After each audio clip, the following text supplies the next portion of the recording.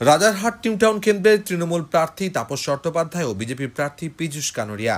সেখানেই রাত 1টার পরেও 3টি বুথে যান্ত্রিক ত্রুটির কারণে ফের হলো পুনর্গণনা, আর তা ঘিরে উত্তপ্ত হয়ে উঠল বিধাননগর কলেজ।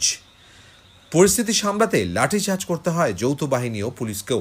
সেই এক্সক্লুসিভ ফুটেজ অডিশনের পর্দায়।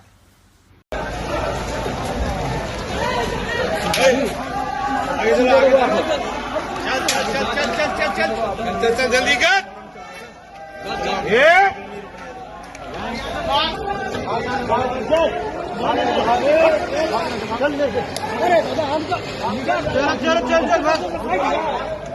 हल्ला नहीं हाँ कोई नहीं आप भी निकलो ना।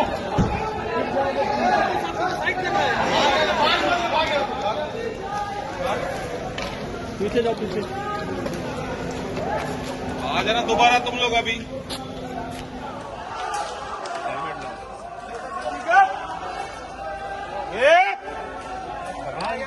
जल्दी भाग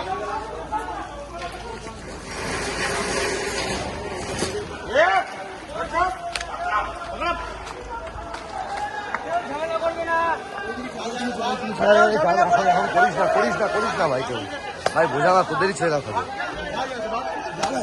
भाग मोबाइल भाग यहाँ से भाग।